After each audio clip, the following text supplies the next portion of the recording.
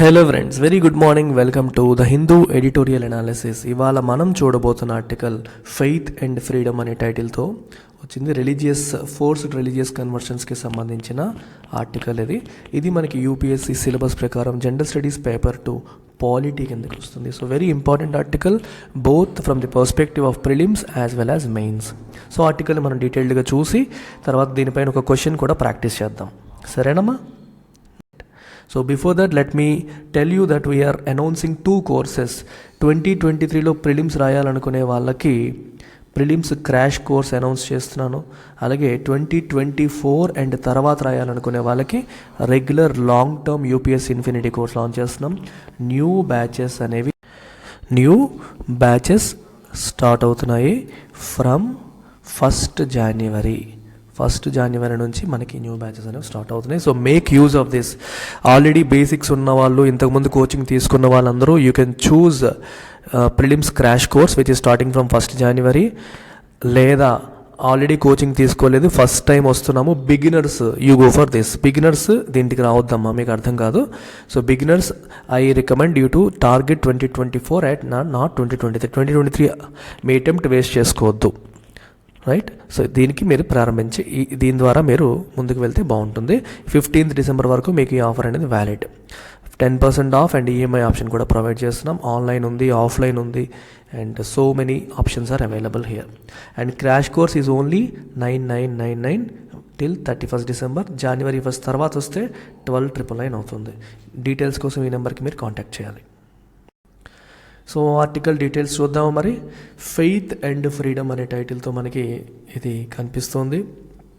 So మీ అందరికీ తెలిసిందే, article 25 in the constitution talks about freedom of religion. మనందరికీ తెలిసిన విషయం అది. Freedom of religion is protected when state keeps away from matters of faith. ఫెయిత్కి సంబంధించిన అంశాల్లో ప్రభుత్వం ఇన్వాల్వ్ అవ్వకపోతేనే ఫ్రీడమ్ ఆఫ్ రిలీజియన్ అనేది ప్రొటెక్ట్ అవుతుంది. అంటే నేను ఏ మతాన్ని ఫాలో అవ్వాలి, ఏ మతాన్ని నేను గౌరవించాలి అనే ఆస్పెక్ట్స్ అన్నీ కూడా నా ఇష్టం, నా ఇండివిజువల్ చాయిస్. దాన్ని గౌరవించి ప్రభుత్వం ఇన్వాల్వ్ అవ్వకపోతేనే ఫ్రీడమ్ ఆఫ్ రిలీజియన్ ప్రొటెక్ట్ అయినట్టు అని ఈ స్టేట్మెంట్ యొక్క meaning. Protracted litigation in the name of combating forcible religious conversion is taking up valuable time of courts. ఇక్కడ ఏమవుతుందంటే, మన దేశంలో లవ్ జిహాద్ అనే పదం వినుంటారు మీరు. అంటే ప్రేమ పేరుతో ఒక ముస్లిం యువకులు హిందూ యువతుల్ని ప్రేమించి వలలో వేసుకొని తర్వాత పెళ్లి చేసుకొని తర్వాత పెళ్ళి అయిపోయిన తర్వాత బలవంతంగా ఇస్లాంలోకి మార్పించేస్తున్నారు అని కంప్లైంట్ అన్నమాట. సో ఇది బలవంతంగా జరుగుతుంది. అంటే ప్రేమ అనేదాన్ని ఉపయోగించుకొని దాని నుంచి పెళ్ళి అనేదానికి తీసుకెళ్ళి పెళ్ళిని సాకుగా చూపుతూ మత మార్పిడికి పాల్పడుతున్నారు. ఫోర్సిబుల్ రిలీజియస్ కన్వర్షన్స్, పెళ్ళిని ఉపయోగించుకొని లేకపోతే వేరే భయాన్ని లేకపోతే వేరే దాన్ని ఉపయోగించి మత మార్పిడులు అనేవి జరిగిపోతున్నాయి. సో దానికి వ్యతిరేకంగా రకరకాల చట్టాలు రకరకాల రాష్ట్రాలు తీసుకొచ్చాయి. గుజరాత్ కావచ్చు, చాలా రాష్ట్రాలు యాంటీ రిలీజియస్ కన్వర్షన్ లాస్ అని తీసుకొచ్చాయి. సో ఇప్పుడు ఏం జరుగుతుందంటే, మనకి ఫోర్సిబుల్ రిలీజియస్ కన్వర్షన్ని ఫైట్ చేయాలి, కాంబాటింగ్, దాన్ని ఫైట్ చేయడం అనే పేరుతో విపరీతంగా కోర్టులో లిటిగేషన్స్ పడుతున్నాయి. పబ్లిక్ ఇంట్రెస్ట్ లిటిగేషన్స్, ప్రజా ప్రయోజన వ్యాజ్యాలు అనేవి పడిపోతున్నాయి. ఇవి లిటిగేషన్స్ అనేవి అలా సాగుతూ ఒకరి తర్వాత ఒకళ్ళు వేస్తూనే ఉంటున్నారు. ప్రొట్రాక్టెడ్ అంటే అలాగా కొనసాగుతూ డిలే అవుతూ ఉన్న వీటి వల్ల ఏమవుతుంది, వాల్యుబుల్ టైమ్ ఆఫ్ కోర్ట్స్ అనేది పోతుంది. They are taking up valuable time of courts అని అంటున్నాం. The Supreme Court is hearing a purported public interest litigation seeking action to curb deceitful religious conversion in the country. Supreme కోర్టులో deceitful religious conversion అంటే మోసపూరితంగా మత మార్పిడులు జరుగుతున్నాయి మన దేశంలో. Curb అంటే వాటిని నియంత్రించడానికి యాక్షన్ తీసుకోమంటూ పబ్లిక్ ఇంట్రెస్ట్ లిటిగేషన్ అనేది సుప్రీంకోర్టులో ఫైల్ చేశారు. ఇక్కడ పర్పోర్టెడ్ అని చెప్పారు, అంటే పబ్లిక్ ఇంట్రెస్ట్ లిటిగేషన్ పేరుతో ఫైల్ అయ్యింది. అంటే ఇక్కడ ఉద్దేశం ఏంటంటే, ప్రాబబ్లీ ఏదో పార్టీ వాళ్ళు ఏదో మతానికి సంబంధించిన వాళ్ళు కావాలనే ఇది వేసి ఉంటారు, వాళ్ళు వేసినట్టుంటే అనుమానం వస్తుందని చెప్పి పబ్లిక్ ఇంట్రెస్ట్ లిటిగేషన్ ఫార్మాట్లో పబ్లిక్ ఇంట్రెస్ట్ ఇంట్రెస్ట్ లిటిగేషన్ ఫార్మాట్లో వేసినట్టుగా ఉన్నారని చెప్పి ఇక్కడ క్వశ్చన్ అనమాట. పర్పోర్టెడ్ అంటే బయటికి చెప్పబడుతున్న విధంగా అని అర్థం. Not wanting to be left behind, the Gujarat government is seeking the removal of a stay on a provision in its anti-conversion law that requires prior permission from the district magistrate for any conversion done directly or indirectly. So Gujarat government నేను ఎందుకు వెనక్కి ఉండిపోవాలి, ఎవరో public interest litigation ఇస్తారు, నేను కూడా ఈ ఆర్బిట్రేషన్లోకి involve అయిపోతానని చెప్పి గుజరాత్ గవర్నమెంట్ కూడా సీన్లోకి ఎంటర్ అయిపోయింది. ఎంటర్ అయిపోయి ఏమడుగుతుంది, it is seeking the removal of a stay. So Gujarat government తీసుకొచ్చిన ఒక యాంటీ కన్వర్షన్ లా ఉంది. ఈ యాంటీ కన్వర్షన్ లాలో ఒక ప్రావిజన్ ఉంది. ఆ ప్రావిజన్ పైన హైకోర్టు స్టే విధించింది. ఆ కథ ఏంటో ఒకసారి చూసేద్దాం. సో గుజరాత్ గవర్నమెంట్ తీసుకొచ్చిన ఆ చట్టం మనం ఏమంటాం, anti conversion law. Anti conversion law, Gujarat government తీసుకొచ్చిన యాంటీ కన్వర్షన్ లాలో so there is one provision, ఒక ప్రావిజన్ ఉంది. సో ఏంటి ప్రావిజన్ చూడండి, that requires prior permission of the district magistrate. ఇప్పుడు మీరు గమనిస్తే ఎవరైనా సరే, ఒక అబ్బాయి కావచ్చు లేదా ఒక అమ్మాయి కావచ్చు, ఎవరైనా సరే వాళ్ళు రిలీజియస్ కన్వర్షన్ టేకప్ చేయాలి అనుకుంటే, if they want to convert religion చెయ్యాలి అనుకుంటే they have to take prior permission from district magistrate దగ్గర ప్రయర్ పర్మిషన్ తీసుకోవాలి అనేది ఈ చట్టంలో ఉన్న ఒక ప్రావిజన్. అంటే నేను ఇస్లాంలోకి మారాలనుకుంటున్నాను లేదా క్రిస్టియానిటీలోకి మారాలనుకుంటున్నాను, అది డైరెక్ట్గా కావచ్చు ఇండైరెక్ట్గా కావచ్చు, ఎలాగైనా సరే నువ్వు మతం మారాలి అనుకుంటే ఖచ్చితంగా డిస్ట్రిక్ట్ మ్యాజిస్ట్రేట్ ప్రయర్ పర్మిషన్ అనేది తీసుకోవాలి అనేది గుజరాత్ గవర్నమెంట్ తీసుకొచ్చిన యాంటీ కన్వర్షన్ లాలో ఉన్న ఒక ప్రావిజన్. సో ఈ ప్రావిజన్ పైన గుజరాత్ హైకోర్టు స్టే విధించింది. అంటే ఈ ప్రావిజన్ పైన స్టే విధించిందంటే ఇది ప్రస్తుతానికి యాక్షన్లో ఉండదు. ఫైనల్గా అది ఉండాలో తీసేయాలో తేలేంత వరకు స్టే విధించడం అనేది జరిగిందనమాట. ఇప్పుడు ఏం చేస్తుంది గుజరాత్ గవర్నమెంట్, ఈ స్టేని రిమూవ్ దిస్ స్టే అని చెప్పేసి గుజరాత్ గవర్నమెంట్ సుప్రీంకోర్టుని అప్రోచ్ అవుతుంది. ఇది story. The Gujarat High Court had correctly stayed Section 5 of the Gujarat Freedom of Religion Act 2003. Gujarat freedom of religion act 2003 ఇది 2021లో ఇంక్లూడ్ చేశారు. To include conversion by marriage, పెళ్లి చేసుకొని conversion చేయడం అనే దాన్ని కూడా అందులో ఇంక్లూడ్ చేశారు. Which while also staying the operation of other provisions that sought to cover interfaith marriages as instances of illegal conversion. ఈ చట్టంలోనే ఇంకో పాయింట్ కూడా ఏం మెన్షన్ చేశారంటే, ఇంటర్ఫెయిత్ మ్యారేజెస్ అంటే ఇంటర్ రిలీజియస్ మ్యారేజెస్ని ఇన్స్టెన్సెస్ ఆఫ్ ఇల్లీగల్ కన్వర్షన్కి అది ఎగ్జాంపుల్స్ అని చెప్పి కూడా ఆ చట్టంలో మెన్షన్ చేశారంటే దానిపైన కూడా స్టే విధించింది మన గుజరాత్ హైకోర్టు. అది కరెక్ట్గానే చేసిందని చెప్పి హిందూ వర్డ్ అంటున్నాడు. ద హైకోర్ట్ హ్యాడ్ నోటెడ్, అప్పుడు హైకోర్టు ఏమనింది, దట్ ప్రయర్ పర్మిషన్ రిక్వైర్మెంట్, మీరు ముందే పర్మిషన్ తీసుకోవాలనే రిక్వైర్మెంట్ పెడితే would force someone to disclose one's religious belief or any change of faith contrary to Supreme Court rulings that say marriage and faith involve an individual's choice. So Gujarat high court ఏం చెప్పిందంటే, prior permission తీసుకోవాలి అనే requirement మీరు పెట్టారనుకోండి, అది ఏమవుతుంది, ప్రతి ఒక్కరు కూడా వాళ్ళ రిలీజియస్ బిలీఫ్ ఏంటి, నేను ఏ మతాన్ని ఫాలో అవుతున్నాను లేదా ఏ మతం మారుతున్నాను, రైట్, ఇవన్నీ కూడా బయటికి డిస్క్లోజ్ చేయాల్సి ఉంటుంది. అంటే బయటికి చెప్పాల్సి ఉంటుంది. పర్మిషన్ తీసుకుంటామంటే అర్థం ఏంటి, నేను ఇస్లాం నుంచి క్రిస్టియానిటీ తీసుకుంటున్నాను, క్రిస్టియానిటీ నుంచి హిందూయిజం తీసుకుంటున్నాను, హిందూ నుంచి క్రిస్టియానిటీ తీసుకుంటున్నాను, ఇవన్నీ చెప్పాలి కదా.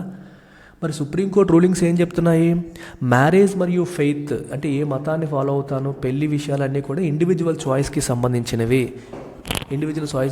సంబంధించినవి అని చెప్పి సుప్రీంకోర్టు రూలింగ్స్ చెప్తున్నాయి. మరి దానికి ఆపోజిట్గా ఉంది, మీరు బలవంతంగా వాళ్ళు డిస్క్లోజ్ చేయాలని చెప్పడం అది వాళ్ళ రైట్స్ని ఉల్లంఘించినట్టే అని చెప్పేసి గుజరాత్ హైకోర్టు ఇంతకుముందు చెప్పింది. ఇది స్ట్రేంజ్ క్లెయిమ్. ఇప్పుడు గుజరాత్ ఏమంటుందంటే, ఒక స్ట్రేంజ్గా ఒక వాదన తీసుకొస్తుంది గుజరాత్ గవర్నమెంట్.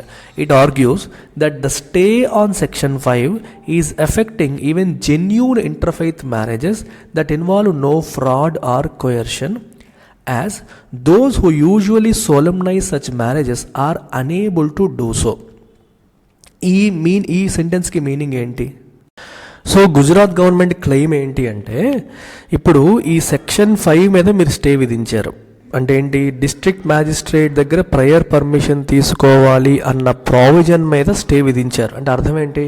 ప్రయర్ పర్మిషన్ తీసుకోవాల్సిన అవసరం ఇప్పుడు లేదు. అవసరం లేనప్పుడు ఏమవుతుందంటే మనకి it is affecting even genuine interfaith marriages. ఇప్పుడు ఒక జెన్యూన్ ఇంటర్ఫెయిత్ మ్యారేజ్ ఉంది, అంటే ఫోర్సిబుల్ కన్వర్షన్ కోసం కాదు, జెన్యూన్గానే ఒక మతం వాళ్ళు ఇంకో మతం వాళ్ళు పెళ్లి చేసుకుంటున్నారు. దీని వెనకాల మత మార్పిడి అనే దురుద్దేశం అనేది లేదు అనుకుందాం. ఇప్పుడు ఈ గవర్నమెంట్ ఏమంటుందంటే ఇందులో ఫ్రాడ్ లేదు, కోయర్షన్ లేదు.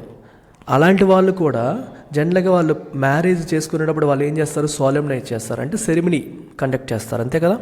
సోలెమ్నైజ్ చేయడం అంటే కండక్ట్ ఏ ఫార్మల్ సెరిమనీ. పెళ్ళి అనేది ఫార్మల్ సెరిమనీ లాగా కండక్ట్ చేస్తారు. ఇంతకుముందు డిస్ట్రిక్ట్ మ్యాజిస్ట్రేట్ దగ్గర పర్మిషన్ తీసుకోవాలి అన్నప్పుడు ఎలా ఉండేదంటే, నువ్వు వెళ్ళావు, పర్మిషన్ తీసుకున్నావు, పర్మిషన్ లభించింది అనుకోండి, నిన్ను ఎవ్వరేమనరు. ఇంటర్ఫెయిత్ మ్యారేజే, కానీ డిస్ట్రిక్ట్ మ్యాజిస్ట్రేట్ పర్మిషన్ ఇచ్చారు కాబట్టి పోలీసులు రారు, ప్రభుత్వం రాదు, ఎవరూ మీకు ఇబ్బంది పెట్టరు. సో అఫీషియల్గా వాళ్ళు చక్కగా దర్జాగా పెళ్లి చేసుకునే వాళ్ళు, అఫీషియల్గా సెరిమనీ కండక్ట్ చేసేవాళ్ళు, అందరినీ పిలిచేవాళ్ళు. ఇప్పుడు ఆ రూల్ ఎప్పుడైతే పోయిందో, వీళ్ళు ఇప్పుడు అఫీషియల్గా సోలెమ్నైజ్ చేసి అంటే సెరిమనీ లాగా కండక్ట్ చేసి పెళ్లి చేసుకుంటే మళ్ళీ దాంట్లో ఎక్కడ పోలీసులు ఇన్వాల్వ్ అయిపోతారో మీకు అర్థమవుతుందా? మీరు అఫీషియల్గా పర్మిషన్ తీసుకొని చేసుకుంటే పోలీసు వాళ్ళకి కూడా భయం ఉండదు, ఇది ఫోర్సిబుల్ కాదు, ఇది రెగ్యులరే, పర్మిషన్ వచ్చేసిందని చెప్పి ఊరుకుంటారు. ఇప్పుడు అఫీషియల్ పర్మిషన్ అవసరం లేదని చెప్పేశారు. మరి అవసరం లేనప్పుడు ప్రతి పెళ్లిని అనుమానించాల్సి వస్తుంది పోలీసులకి. అది ఫోర్సిబుల్లో లేకపోతే వేరేదో కాదు, మనకు తెలియదు కదా.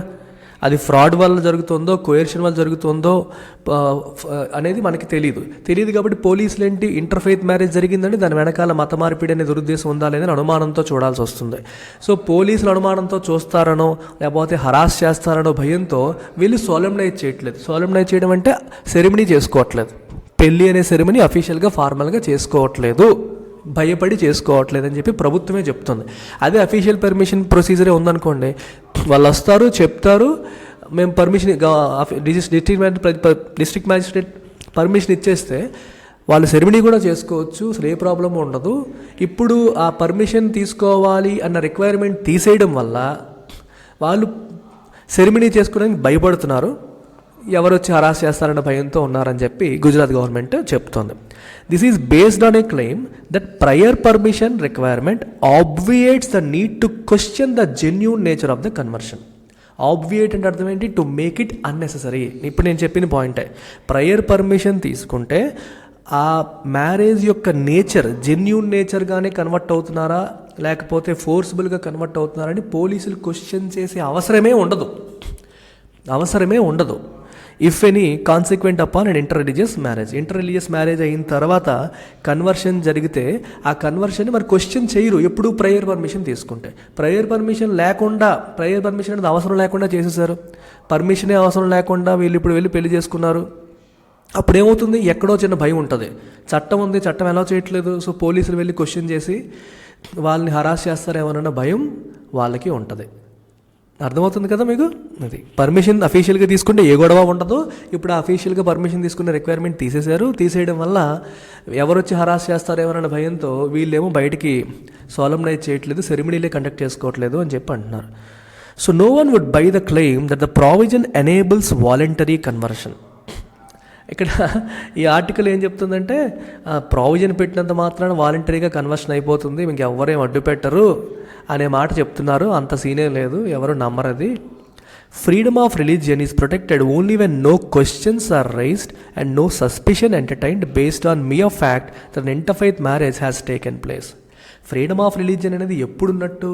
ఇంటర్ఫెయిత్ మ్యారేజ్ జరిగింది అన్న ఒకే ఒక ఆస్పెక్ట్ పట్టుకొని మీరు వాళ్ళని క్వశ్చన్స్ అడిగి ప్రశ్నలు ఎత్తి మీరు ఎందుకు పెళ్లి చేసుకున్నారు, మత మార్పిడి కోసం చేసుకున్నారా, లేకపోతే చేసుకున్నారా, కావాలని చేసుకున్నారా, బలవంతంగా చేశారా, ఇలాంటి ప్రశ్నలు అడగనప్పుడు ఫ్రీడమ్ ఆఫ్ రిలీజియన్ ఉన్నట్టు. సో ఎవరికి నచ్చిన రిలీజియన్ వాళ్ళు ఎంచుకున్నట్టు, ఎవరికి నచ్చినట్టుగా వాళ్ళు ఉండగలిగినప్పుడు. అన్ఫార్చునేట్లీ జరుగుతుంది, ఎప్పుడు జరగట్లేదు అనేది వీళ్ళ ఉద్దేశం. ఒకటి ఈ ఆర్టికల్తో నేను పూర్తిగా ఏకీభవిస్తున్నానని నేను చెప్పలేనమ్మా. హిందూ లెఫ్ట్ ఓరియంటెడ్ కాబట్టి హ్యూమన్ రైట్స్ మోర్ ఇంపార్టెంట్ అని భావిస్తుంది. అంటే స్టేట్ పవర్స్ తక్కువ ఉండాలి, ఇండివిజువల్ రైట్స్ అనేవి ఎక్కువగా పవర్ఫుల్గా ఉండాలి. ఇండివిజువల్ చాయిస్ని, ఇండివిజువల్ రైట్స్ని, ఇండివిజువల్ లిబర్టీని హర్ట్ చేసేలా ఉండే ప్రావిజన్స్ని ద హిందూ ఎప్పుడు కూడా అపోజిట్గానే మాట్లాడుతుంది. సో ఇది మీరు ఏకీభవించవచ్చు, మీరు ఏకీభవించకపోవచ్చు, అది మీ ఇండివిజువల్ చాయిస్. మీరు వినండి, ఆర్టికల్ ఏం చెప్పింది వినేసి తర్వాత మీ ఒపీనియన్ మీరు చూడండి, అంతే. So common sense would suggest that forcing someone to disclose an intent to change one's faith violates freedom of conscience and the right to privacy. ఇక్కడ ఏమవుతుందంటే, నేను మతం మారాలనుకుంటున్నాను అని అని ఒకరితో చెప్పించడం అనేది అతని యొక్క ఫ్రీడమ్ ఆఫ్ కాన్షియన్స్ని వైలేట్ చేస్తున్నట్టు, అతని యొక్క రైట్ టు ప్రైవసీని వైలేట్ చేస్తున్నట్టు. మతం అనేది ఇండివిజువల్ చాయిస్, అది బయటికి చెప్పమని ఫోర్స్ చేయడం అనేది రైట్ టు ప్రైవసీని ఉల్లంఘించినట్టే, ఫ్రీడమ్ ఆఫ్ కాన్షియన్స్ని ఉల్లంఘించినట్టే. ఫ్రీడమ్ ఆఫ్ కాన్షియన్స్ మనకి ఆర్టికల్ 25 ఇస్తుంది, దాన్ని ఉల్లంఘించినట్టే అని చెప్పి కామన్ సెన్స్ మనకు చెప్తోంది అని చెప్తున్నారు. Also when a separate appeal against the High Court's interim orders staying the provisions is pending before the Supreme Court, there was no need for the state government's petition seeking to revive the prior permission requirement as part of the ongoing hearing on bill against religious conversion. బేసికల్కి ఏం జరుగుతుందంటే, high court stay విధించింది. High court విధించిన stay పైన already నువ్వు సుప్రీంకోర్టులో appeal చేసింది Gujarat government. మరి high court విధించిన స్టే పైన మీరు ఆల్రెడీ సుప్రీంకోర్టులో అప్పీల్ చేసినప్పుడు, ఆ విచారణ జరుగుతున్నప్పుడు అక్కడేదో సుప్రీంకోర్టు తీర్పిస్తుంది కదా, దానికోసం వెయిట్ చేయొచ్చు కదా. అది మానేసి ఇప్పుడు సుప్రీంకోర్టులో వేరేగా వచ్చిన పబ్లిక్ ఇంట్రెస్ట్ లిటిగేషన్లో మీరు కో-పిటిషనర్గా చేరాల్సిన అవసరం ఏంటి? ఆ నీడ్ అనేది లేదు కదా అని చెప్పి another aspect. On the larger issue, the observations of a Supreme Court bench headed by Justice M.R. Shah to the effect that religious conversion through allurement or charity work is a serious problem indicate an eagerness to goad the government into coming up with anti-conversion measures on a national scale. మీరు ఒక larger issue, ఓవరాల్గా country wide సమస్యలాగా దీన్ని చూస్తే, MR Shah రీసెంట్గా కొన్ని observations చేశారు. ఏమని చేశారంటే, రిలీజియస్ కన్వర్షన్ త్రూ ఎల్యూర్మెంట్ అంటే ఏదన్నా చూపించి ఆకర్షించి, లేదా చారిటీ వర్కులు చేసి వాళ్ళని ఇంప్రెస్ చేసి తద్వారా కన్వర్షన్ చేసే ప్రయత్నాలు అనేవి జరుగుతున్నాయి. ఇలాంటివన్నీ కూడా బేసికల్గా ఇవన్నీ కూడా ఒక సీరియస్ ప్రాబ్లము అని చెప్పి సుప్రీంకోర్టు బెంచ్ రీసెంట్గా అబ్జర్వ్ చేసింది. ఇది దేన్ని ఇండికేట్ చేస్తుందంటే, an eagerness to goad the government, గవర్నమెంట్ని కన్విన్స్ చేయడానికి ఏ విషయంలో, into coming up with an anti conversion measures అనే నేషనల్ స్కేల్. ఇప్పుడు స్టేట్ లెవెల్లో ఎవరు కాల్ చేస్తున్నారు, రాష్ట్రాలు యాంటీ రిలీజియస్ కన్వర్షన్ లాస్ తీసుకొస్తున్నాయి. కానీ సుప్రీంకోర్టు అబ్జర్వేషన్స్ ఎలా ఉన్నాయంటే, సెంట్రల్ గవర్నమెంట్కి మీరు నేషనల్ లెవెల్లో యాంటీ కన్వర్షన్ మెజర్స్ ఏమైనా తీసుకోండి అని వాళ్ళని కన్విన్స్ చేయడానికి చేసే ప్రయత్నాలలాగా వీళ్ళ యొక్క అబ్జర్వేషన్స్ అనేవి ఉన్నాయి అని చెప్పి ఇక్కడ చెప్తున్నారు. గోడ్ అంటే ఇక్కడ ప్రొవోక్ అనే మీనింగ్ వస్తుంది, కన్విన్స్ అనే మీనింగ్ కూడా వస్తుంది. అంటే మీ నుంచి ఒక యాక్షన్ ప్రభుత్వాన్ని కెలికి వాళ్ళు ఒక national level anti conversion measures తీసుకొచ్చేలా చేసే ప్రయత్నం చేస్తున్నట్టుగా కనిపిస్తుంది. It is questionable whether court should entertain exaggerated allegations of rampant fraudulent conversions across the country instead of leaving it to states to identify the extent of the problem, if any, and adopt steps to protect religious freedom and communal harmony. So ఇక్కడ విషయం ఏంటి అంటే, it is questionable, ప్రశ్నించదగ్గది ఏంటి, weather అసలు exaggerated allegations, ర్యాంపంట్గా fraudulent conversion జరిగిపోతుంది. ర్యాంపంట్ అంటే చాలా భారీ స్థాయిలో ఫ్రాడ్యులెంట్గా మత మార్పిడులు అనేవి దేశంలో జరిగిపోతున్నాయి అన్న అలిగేషన్స్ని, అవి ఎగ్జాజరేటెడ్ అలిగేషన్స్ అంటే జరుగుతుంది ఘోరంతా అయితే ఎంతో జరిగిపోతుందని చెప్పి అలిగేషన్స్ చేస్తున్నారు. వాటిని ఎంటర్టైన్ చేయాల్సిన అవసరం కోర్ట్స్కి ఉందా అనేది ఒక question. Instead of leaving it to states, దాని బదులు మీరు స్టేట్స్కి వదిలేయండి. స్టేట్స్ ఎలాగో ప్రాబ్లం ఎంత extent of the problem states చూసుకుంటాయి, దానికి తగ్గట్టు చట్టాలు తీసుకొస్తాయి కదా. మీరు ఎందుకు ఇన్వాల్వ్ అయిపోయి అంత పెద్దగా చెయ్యాలి అంటే, దీని గురించి నేషనల్ గవర్నమెంట్కి, సెంట్రల్ గవర్నమెంట్కి చెప్పేసి మీరు ఏదైనా చట్టంతో వస్తారా, మెజర్స్ ఏమైనా తీసుకుంటారా అంటే వాళ్ళని కన్విన్స్ చేయడానికి వాళ్ళని కెలకాల్సినంత అవసరం ఏముంది అని చెప్పి ఇక్కడ క్వశ్చన్ చేయడం జరుగుతుంది. I don't completely agree with this. బలవంతపు మత మార్పిడి అనేది ఎప్పుడూ కరెక్ట్ కాదు. అది న్యాచురల్గా ఒకరికి అనిపించి చేస్తే వేరు, కానీ ఏదో ఆశ చూపించో, కోరిక చూపించో, భయపెట్టో, భామాలో మత మార్పిడిలు చేయడం అనేది అది అసలు సిసలు వైలేషన్ ఆఫ్ ఫండమెంటల్ రైట్. అది ఎవరికి వాళ్ళు ఇండివిజువల్గా వాళ్ళకి నచ్చిన మతాన్ని చేసుకోవాలి, కానీ బలవంతంగా మార్పించడం అనేది కరెక్ట్ కాదు. యాంటీ కన్వర్షన్ లా నేషనల్ లెవెల్లో రావాలా వద్దా, మీరు మీ ఒపీనియన్ చెప్పండి. వింటున్న వాళ్ళందరూ కూడా యాంటీ రిలీజియస్ కన్వర్షన్ లాస్ అనేది నేషనల్ లెవెల్లో తీసుకురావాలా వద్దా, మీరు మీ ఒపీనియన్ని కామెంట్ సెక్షన్లో చెప్పండి. సో ఇవాళ prelims question of the day, మీకు ఫండమెంటల్ రైట్స్ ఎంత టచ్ ఉందో ఒకసారి చెక్ చేసుకోండి.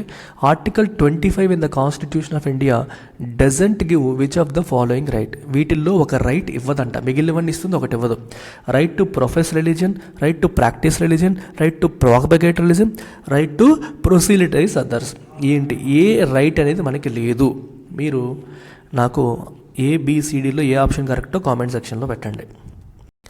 So as I told you, new batches అనేవి January 1 నుంచి అన్ని కోర్సెస్కి స్టార్ట్ అవుతున్నాయి. మనకి దాంతోపాటు స్పెక్టాక్యులర్ ఇయర్ ఎండ్ ఆఫర్ కూడా రన్ అవుతుంది. You are getting 10% off plus EMI option. So optional 30,000 రూపాయల ఫీజు 27,000 రూపాయలకి విత్ EMI ఆప్షన్. అంటే 5,000 పర్ మంత్ మీరు పే చేసి జాయిన్ అయ్యే మంచి ఛాన్స్ కూడా ఉంది. These are the 5 options that we're offering. 15 December వరకు ఈ ఆఫర్ అనేది వ్యాలిడ్. ఈ నెంబర్కి కాల్ చేసి డీటెయిల్స్ ఇంకా ఫర్దర్ డీటెయిల్స్ కనుక్కోవాలంటే కనుక్కోండి. Take care, bye.